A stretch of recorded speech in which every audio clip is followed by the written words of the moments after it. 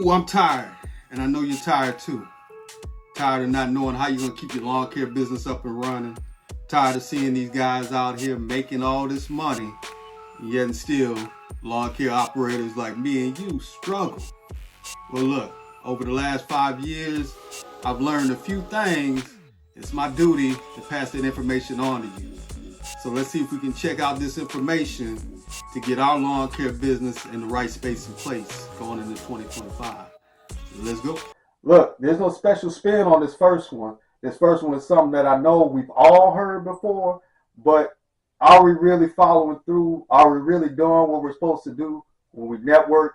Networking is going to be one of the most crucial steps you can take in your business.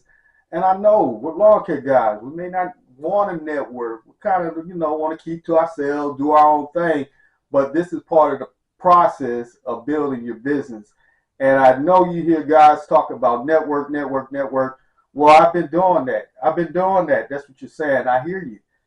But there's a more effective way to do it. A lot of things that we learn, we're not actually able to go out and apply those steps because we don't have a plan set up. And with networking, you need a plan. Anytime you jump into a networking event, there's a process that needs to be followed.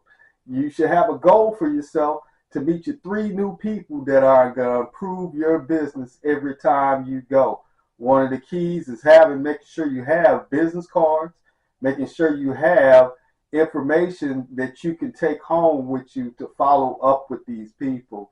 I've been to so many events, and part of it is who you know and not what you know. So that's how we start to get to know these people. That's how we get on the other side of this gate. A lot of us get caught up in gatekeeping and saying that's the process, that's the problem, that's why I can't succeed. There's somebody holding the gate. No, those are gatekeepers. They're more like gate watchers. They're there to watch people going in and out, like me and you. Would you let somebody into your home? Once you get on the other side of that gate, that's where all the information is. So you have to get yourself on the other side of that gate by networking, taking advantage of opportunities. Anytime you have the chance to get involved with any kind of small business organization, whether it's a chamber or anything like that, you want to do that as soon as possible. Set yourself a goal. I know they have fees. Believe me, I know. But there's ways to work those things out also. Depending on the area you're in, you may be able to provide the chamber with some service in order to cover your fees. Guys, there's so many opportunities out there for us that we're not taking advantage of. And I'm here to let you know it's not as hard as you think it may be. Get to the networking event. Make sure you're prepared and ready to meet people. And set yourself a goal of having 3 people that you contact. Let's go to real quick. It's important that we follow these steps in the order that I'm giving them to you. It's going to make sense at the end, so make sure you stick around so we can catch the last few. Number 2 is going to be one of those ones that we even hate even more than networking, and that's going to be that financial management. Guys, we got to get on top of it. If I had started doing the things that I needed to do financially in my business, I wouldn't be in the space and place that I'm in now, and I'd be doing a whole lot better. So I'm here to tell you it's so important when you first start your business out that you go ahead and get your finances straight. Make sure you have the proper paperwork as far as making sure you're keeping track of your P&L, making sure your gross profits, all those things. I'm actually in the process now of shooting a video just talking about finances in the lawn care industry. Make sure you guys come back and check that one out when we get done. But the finances is where you want to make sure that you're solid. Those finances start to speak for you. You got to start to learn the language of that when you get ready to start dealing with other things that we're into, like state contracts. When you get ready to go purchase more equipment, hire employees. The bank is going to want to see this information. If you're trying to borrow money, if you're trying to establish your business, they're going to want to see this information from you. Make sure we have the most important documents that we need. We need to have a business plan. One of those things that are a lot easier to create now than it was when I first started. You got ChatGPT out there. You got all kind of different avenues you can go to in order to make sure that your business is solidly structured financial-wise. that is going to be the bread and butter of your business, right? So while we're networking, remember I told you these are going to go in steps. And there's a reason why you have to follow them as we do. When you go to networking, guess what? There are going to be bankers there, right? But if you're not in a good space and place financially to talk to these people, right? Or if you're not having all your information together in the right space and place and time, which is so important in this business and what we're trying to do, then guess what? You're not going to be able to meet that banker out of one of those three people. You're not going to feel like doing it. You're not, oh, well, I'm not ready. Guys, I can tell you this. If you're just getting started, you're never going to be ready to get started. If that makes sense.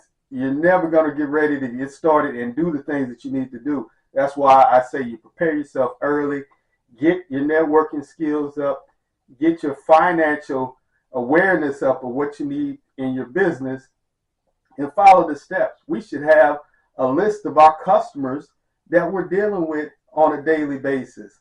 We should know how much money we're bringing in on a weekly basis, on a monthly basis. We need to know if our business is either cash strapped or if it's profitable. Those are basics. And once you get in the habit of doing it, setting yourself a date, hey, this is when I'm going to take care of my finances every month and get all that stuff squared away. Remember, we're doing it on our own. There's no accountant. There's nobody else out there to help us. We got to get it done right now. So let's go. Let's move to three. Three. Guys, when are we going to get it together and get our mindset right? Number three is going to be our mindset. It really affects everything that we do.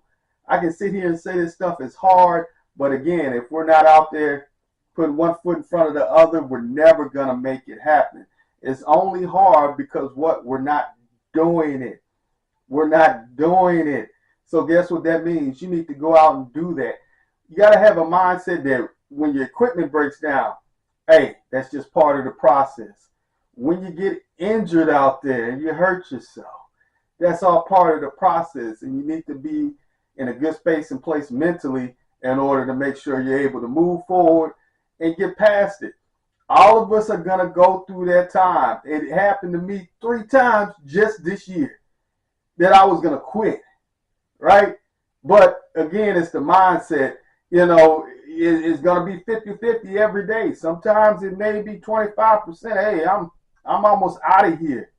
But guys, I'm telling you, there's so much more better on the other side of that extra 75% that you got. We all want to give 100%. Don't quit. Keep moving forward and look what will happen in your business. Again, let's make sure that we're trying to apply these steps in the order that we give them. Okay, the networking, financial management, all that has to do with your mindset, right? How we're looking at things and whether we're going to struggle and stay in the struggle bus or we're going to get out there and hustle and make the money that these other guys are making. If you look at any guy that you see out there that's successful right now, I guarantee you he's networked, right? I guarantee you he has his finances together. I guarantee you all, and that's all part of the mindset. But we're not going to stick too long on that. Let's get to the next one. Let's go. Next up, we got premium services.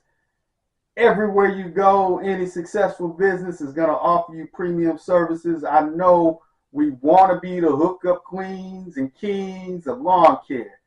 But no, that's not how we do business, and that's not how the guys out there making money do business. All of them will have a premium service. But again, your premium service needs to have some kind of added value. I don't care if you're doing, push mow in the front yard. I don't care if you're giving away some kind of product to your customers. If you're going to charge a premium service, you need to be able to have something that says, hey, my business is premium. And when I say premium, I mean, hey, guys, we can work for whatever number we want to work from. The most common thing you're going to hear is somebody charging $50 for a yard. So that's common. So guess what? Everybody's doing it. In order to set yourself apart, you're going to have to produce value and you're going to have to charge more for your services. In your mind, you should be saying, hey, whoever's charging 50, I'm going to charge 100. All right. And I'm going to provide added value to show that customer that's what it's worth. We don't know what space and place our customers are in.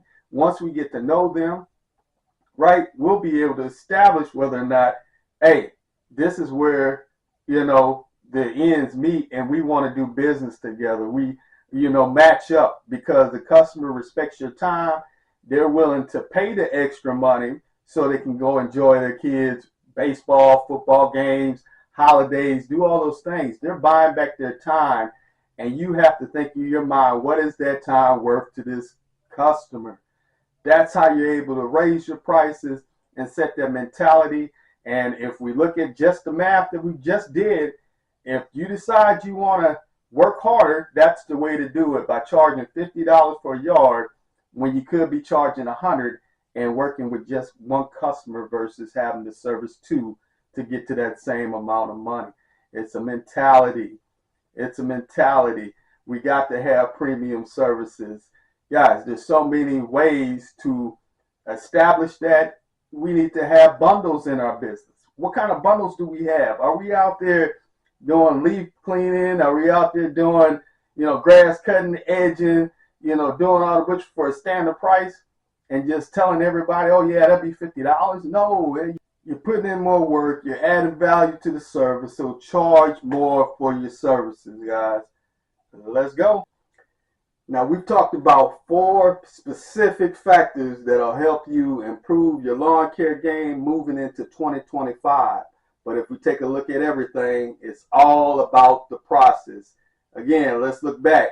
Those guys that are making the money, they're out there hustling, are following these 5 simple steps in their business on a daily basis.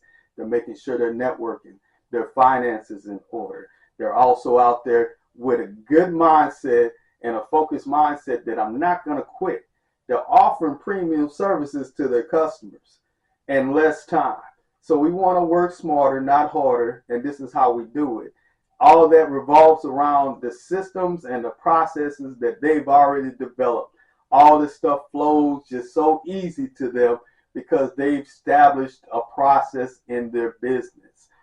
This is the Lawn Care Architect channel, helping you to mow smart and prosper. I'll see you in the next one. Let's go.